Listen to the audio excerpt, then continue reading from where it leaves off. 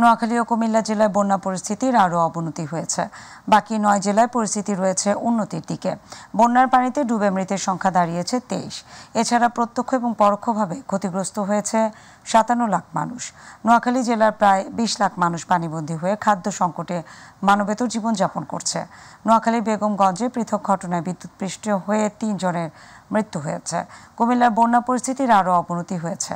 জেলার ১৭টি উপজেলার মধ্যে ১৪টিতেই ভয়াবহ রূপ নিয়েছে বন্যা। ১৪ উপজেলায় পানিবন্দী মানুষের সংখ্যা প্রায় ১০ লাখ। মানুষ প্রাণ বাঁচাতে ছুটছে আশ্রয়ের খোঁজে, কিন্তু নৌকা সংকটে অনেকে উদ্ধার করা সম্ভব হচ্ছে না। ফেনীতে বন্যার পরিস্থিতি এখন উন্নতির দিকে, তবে অধিকাংশ আশ্রয় কেন্দ্রে এখনো মানুষ রয়েছে।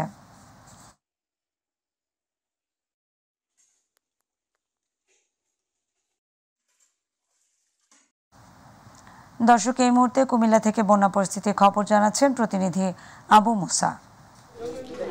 ধন্যবাদ আপনাকে। আসলে জানিয়ে রাখি, কুমিল্লার বুড়িচঙ্গের বন্যা পরিস্থিতি কিন্তু যে নদী বাঁধ ভাঙার ফলে যেটি শুরু হয়েছিল সেটি কিন্তু দিন দিন অবনতি হচ্ছে। আজ কিন্তু নতুন করে বুড়িচং, ব্রাহ্মণপাড়ার পাশাপাশি যে উপজেলাগুলো সেগুলো কিন্তু প্লাবিত হয়েছে। তো আজকে আমরা এই মুহূর্তে যে জায়গাটিতে আছি এটি হচ্ছে বাঘশিমল, যে স্কুল অ্যান্ড কলেজ, সেই জায়গাটিতে। এখানে এসে আমরা যেটি দেখেছি, র্যাপিড অ্যাকশন ব্যাটালিয়ন র্যাবের CPC 2, কুমিল্লার যে র্যাব 11-এর CPC 2 এর পক্ষ থেকে কিন্তু এখানে ১৫০০ মানুষজনের জন্য খাদ্য সামগ্রী নিয়ে এসছে বলে আমরা জানতে পেরেছি।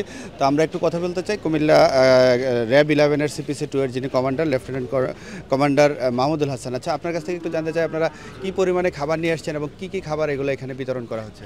জি, আমরা প্রথমত আজকে শুকনো খাবার সরবরাহ করছি। আমরা প্রায় ১৫ শতাধিক মানুষের মাঝে যেন খাবার দিতে পারি, আমরা সেই লক্ষ্যে আমরা প্রস্তুতি নিয়ে এসেছি। এছাড়াও যে সকল বন্যার্থ পরিবার যদি কেউ অসুস্থ থাকে, তারা যদি কোনো নিরাপদ আশ্রয়ে যেতে চায় বা তারা যদি কোনো হাসপাতালে যেতে চায়, আমরা তাদেরকে নিয়ে তাদের চিকিৎসার ব্যবস্থা করব এবং একই সাথে তাদের নিরাপদ আশ্রয়ে পৌঁছে দেওয়ার জন্য কাজ করব। ধন্যবাদ। আসলে শুনছিলেন যিনি কুমিল্লা র্যাব CPC 2 এর কোম্পানি কমান্ডার, তিনি বলছিলেন এখানে র্যাব কিন্তু যে একদিক থেকে তারা রেস্কিউ করছেন বন্যা কবলিত যে সমস্ত মানুষজন আটকা পড়ে আছেন, তার পাশাপাশি তারা মেডিকেল টিম পরিচালনা করার চেষ্টা করছেন এবং পাশাপাশি তারা কিন্তু খাদ্য সামগ্রীও কিন্তু বিতরণ করে যাচ্ছেন। তো এই ছিল কুমিল্লা থেকে বন্যা কবলিত এলাকার সর্বশেষ অবস্থা। মুসা, আপনাকে ধন্যবাদ। ফরাক্কা বাঁধের ১০৯টি গেট খুলে দিয়েছে ভারত। বিহারের গঙ্গায় পানির স্তর অস্বাভাবিক বেড়ে যাওয়ায় পশ্চিমবঙ্গের মুর্শিদাবাদ জেলার ফারাক্কার এই গেটগুলো খুলে দেওয়া হয়েছে বলে নিশ্চিত করেছে ভারত সরকার। বিহার, ঝাড়খণ্ড সহ গঙ্গার উচ্চ অববাহিকায় ব্যাপক বৃষ্টি হয়েছে, যার ফলে বাড়ছে গঙ্গার পানির স্তর। ইতোমধ্যে আপ সিস্টেম ধারণ ক্ষমতা অতিক্রম করায় শনিবার থেকে খুলে দেওয়া হয়েছে অধিকাংশ গেট। ইতোমধ্যে ১১ লাখ কিউসেকের বেশি পানি ছাড়া হচ্ছে ব্যারেজ থেকে। তবে আপাতত কোনো শঙ্কা দেখছেন না বাংলাদেশের বন্যা পূর্বাভাস ও সতর্কীকরণ কেন্দ্র। যে পরিমাণ পানি আসছে, আগামী ৩০ তারিখের পর এই প্রবাহ কমে আসবে বলে জানা গেছে।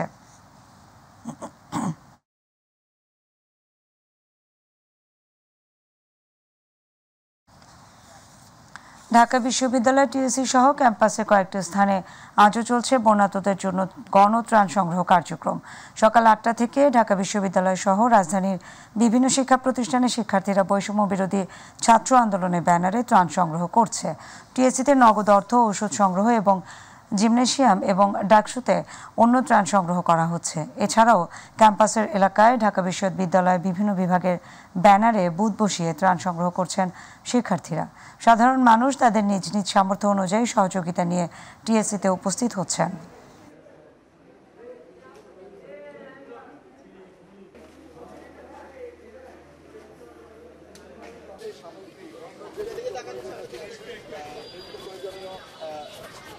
প্রত্যন্ত অঞ্চলে দেখা যায় এই খাবারগুলো পৌঁছায় না, তো ওইভাবে দেখা যায় কি ফেনীতে মানে মেন শহরের পানিগুলো সব এখন গ্রামের সাইডে চলে যাচ্ছে।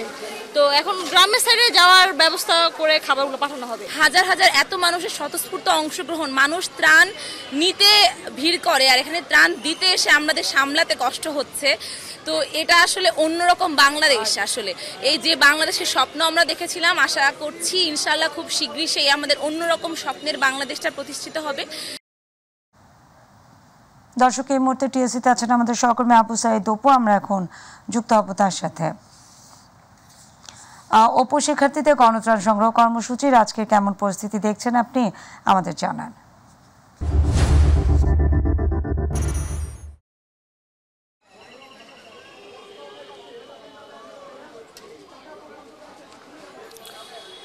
নাদিয়া, আপনি জানেন যে বৈষম্য বিরোধী ছাত্র আন্দোলনের মাধ্যমে এবং ছাত্র জনতার যে গণ অভ্যুত্থানের পরে যে নতুন রাষ্ট্র সংস্কারের যে কথা বলা হয়েছিল, সেই ধারাবাহিকতায় কিন্তু প্রাকৃতিক দুর্যোগ এবং আকস্মিকভাবে যে পাহাড়ি ঢলের পানিতে এবং বিভিন্ন নদ নদীতে পানি বৃদ্ধির ফলে কিন্তু বিভিন্ন এলাকার মানুষ পানিবন্দী হয়ে পড়েছে এবং সেই পানিবন্দির চিত্র কিন্তু ইতিমধ্যে পুরো বিশ্বকে কিন্তু আসলে কাঁদিয়েছে। যে পানিতে নিমজ্জিত হয়ে মানুষের মানবতর জীবনযাপন অনেকটা দুর্বিষহ উঠেছে এবং সেখানে কিন্তু অসংখ্য মানুষ তারা নিয়ে ছুটে যাচ্ছেন। সেই ধারাবাহিকতায় কিন্তু ছাত্র যারা রয়েছেন বা শিক্ষার্থীরা রয়েছেন এবং বৈষম্য বিরোধী ছাত্র আন্দোলন যারা সম্পৃক্ত রয়েছেন, তারা কিন্তু টিএসসিতে এটি মানে গণত্রাণ যে সামগ্রী কার্যক্রম সেটা আসলে তারা চালু করেন এবং এই চালু করার ফলে কিন্তু অসংখ্য মানুষের স্বতঃস্ফূর্ত দেখা গেছে এবং বিগত দিনের চেয়ে আমরা দেখেছি আজকেও কিন্তু আসলে মানুষজন বিভিন্নভাবে ত্রাণ নিয়ে আসছেন। আপনারা দেখতেই পাচ্ছেন এই ত্রাণ কার্যক্রম অব্যাহত রয়েছে এবং এই ত্রাণগুলোকে প্যাকেটজাত করে বিভিন্ন জায়গায় আসলে পৌঁছানো হচ্ছে এবং যেসব এলাকায় বিশেষ করে শহরকেন্দ্রিক ছাড়াও যে গ্রামীণ জনপদ রয়েছে সেই গ্রামীণ জনপদের দিকে কিন্তু বেশি আসলে পাঠানো হচ্ছে এবং আমরা বাইরে বেশ কয়েকটি কাভার্ড ভ্যান এবং লরি কিন্তু আমরা দেখতে পেয়েছি, সেগুলোর মাধ্যমে কিন্তু পাঠানো হবে।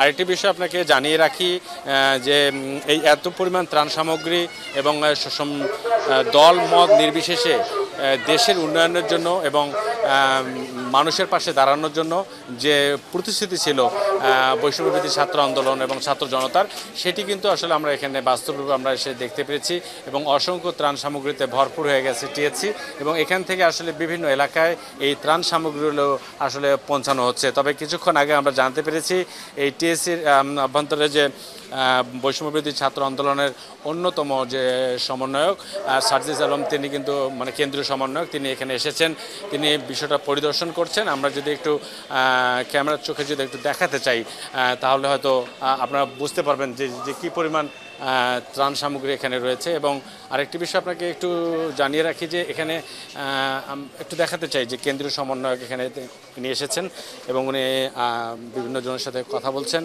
এবং আরেকটি বিষয় জানিয়ে রাখি যে এই ত্রাণ সামগ্রীগুলো কোথায় কিভাবে যাবে এবং কেমন করে যাবে সেই বিষয়টি নিয়ে কিন্তু আসলে এখানে কথা বলা হচ্ছে।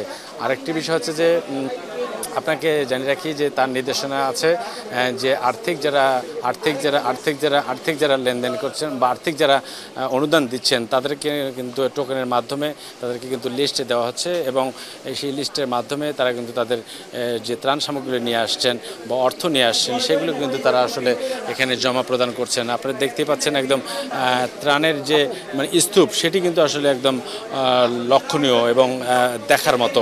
আরেকটি বিষয় না বললেই নয় যে এই যেসব মানুষ ত্রাণ সামগ্রী দিতে আসছেন তাদের ভাষা একটাই যে রাষ্ট্রকে ছাত্ররা যেভাবে সংস্কার করেছে, রাষ্ট্রকে যেভাবে নতুন রূপ দান করেছে এবং সকল জনতা শিক্ষার্থী সবাই একখানে হয়ে আরেকটি নতুন বৈষম্যহীন একটি রাষ্ট্র তারা গঠন করতে চায়, সেই বিষয়ে কিন্তু তারা অলরেডি ইঙ্গিত দিয়েছেন।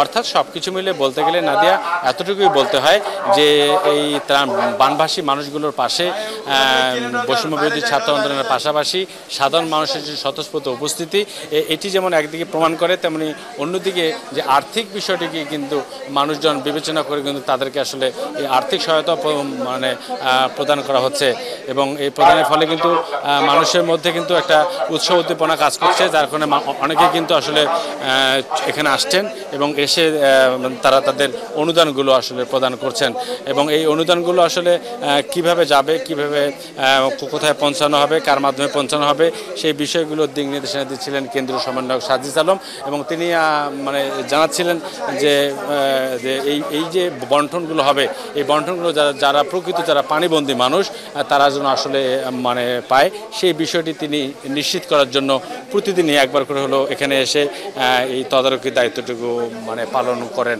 অর্থাৎ সব কিছু মিলে বলতে গেলে এতটুকুই বলতে হয় যে এই ত্রাণ সামগ্রী যে গণত্রাণ সামগ্রী সেটা আসলে পৌঁছানোর জন্য এবং বন্যা দুর্গত যারা মানুষ রয়েছেন তাদের কাছে পৌঁছানোর জন্য কিন্তু আপ্রাণ চেষ্টা করছেন। আমরা একজন কেন্দ্রীয় সমন্বয়কের সঙ্গে কথা বলার আমি চেষ্টা করেছিলাম, কিন্তু আসলে তারা আমাদেরকে সেভাবে সুযোগটি আসলে দেয়নি, কারণ এখানে প্যাকেটজাতের যে কার্যক্রম সেটি আসলে চলমান রয়েছে, যার কোনো গণমাধ্যমকে একটু শিথিল করা রয়েছে। তো সব কিছু মিলে আসলে টিএসসি থেকে এই ছিল আমার কাছে সর্বশেষ খবর। পরবর্তী সংবাদে আমরা যুক্ত হয়ে জানাতে পারবো পরবর্তী আপডেট। অপু, আপনাকে ধন্যবাদ। ভারতের প্রধানমন্ত্রী নরেন্দ্র মোদীর সঙ্গে যুক্তরাষ্ট্রের প্রেসিডেন্ট জো বাইডেনের টেলিফোনে আলাপে অন্যান্য বিষয়ের সঙ্গে বাংলাদেশ পরিস্থিতিও আলোচনা হওয়ার কথা জানিয়েছে ভারতের পররাষ্ট্র মন্ত্রণালয়। সোমবার এক সংবাদ বিজ্ঞপ্তিতে তারা বলেছে, এদিন বাইডেনের টেলিফোন পেয়েছেন মোদি। দ্বিপাক্ষিক সম্পর্কের পাশাপাশি আঞ্চলিক এবং বৈশ্বিক বিভিন্ন ইস্যুতে বিস্তারিত আলাপ করেছেন দুই নেতা। বাংলাদেশের বিষয়ে আলোচনার প্রসঙ্গে ধরে বিজ্ঞপ্তিতে বলা হয়, বাংলাদেশের আইনশৃঙ্খলা পরিস্থিতি ঠিক এবং সংখ্যালঘু বিশেষ করে হিন্দুদের নিরাপত্তা ও সুরক্ষা নিশ্চিতের উপর জোর দিয়েছেন তারা। নিজের এক্স হ্যান্ডেলে বাইডেনের সঙ্গে আলাপের বিষয়টি নিশ্চিত করেছেন মোদি।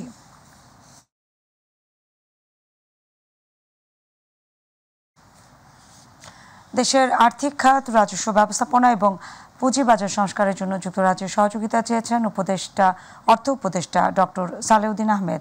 এই বিষয়ে মিলেছে ইতিবাচক সাড়া। সকালে যুক্তরাজ্যের হাইকমিশনার সারা কুক অর্থ উপদেষ্টার সাথে সৌজন্য সাক্ষাৎ করেন। এ সময় হাইকমিশনার বলেন, দুই দেশের মধ্যে অর্থনৈতিক সুসম্পর্ক উন্নয়ন করাই তার সরকারের উদ্দেশ্য। বৈঠক শেষে অর্থ উপদেষ্টা জানান, যুক্তরাজ্য বাংলাদেশে তার উন্নয়ন তৎপরতায় সহযোগিতা অব্যাহত রাখবে। সরকার বাণিজ্য বিকাশে সহায়ক ভূমিকা রাখবে বলেও জানান অর্থ উপদেষ্টা।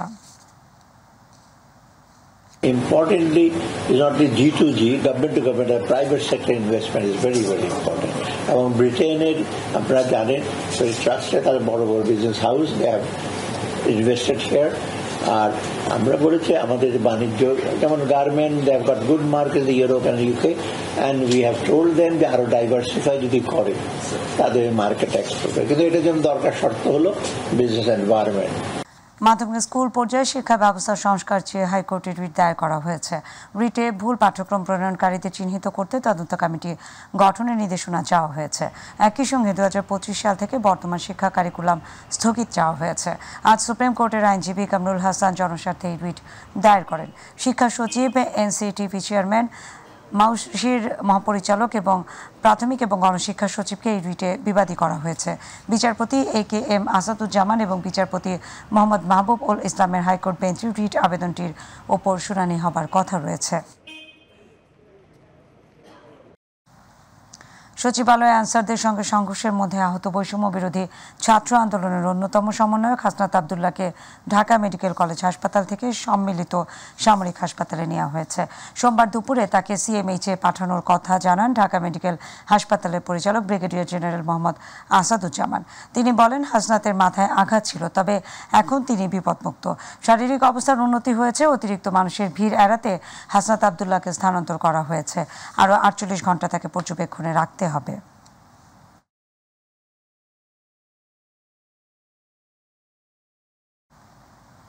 অন্যায়ের বিরুদ্ধে দ্রোহ, মানবতার প্রেম এবং সাম্যবাদের চেতনায় দীপ্ত জাতীয় কবি কাজী নজরুল ইসলামের 48তম মৃত্যুবার্ষিকী আজ। 1383 বঙ্গাব্দের 12 ভাদ্রে ঢাকার PG হাসপাতালে শেষ নিঃশ্বাস ত্যাগ করেছিলেন বাংলা সাহিত্য এবং সঙ্গীতের অনন্য প্রতিভার এই কবি। কবি নজরুলের কবিতা, গান এবং সাহিত্যকর্ম বাংলা সাহিত্যে নবজাগরণ সৃষ্টি করেছিল। তার কবিতা এবং গান মানুষকে যুগে যুগে শোষণ বঞ্চনা থেকে মুক্তির পথ দেখিয়ে চলেছে। আতিকুর রহমান তিতাসের রিপোর্ট।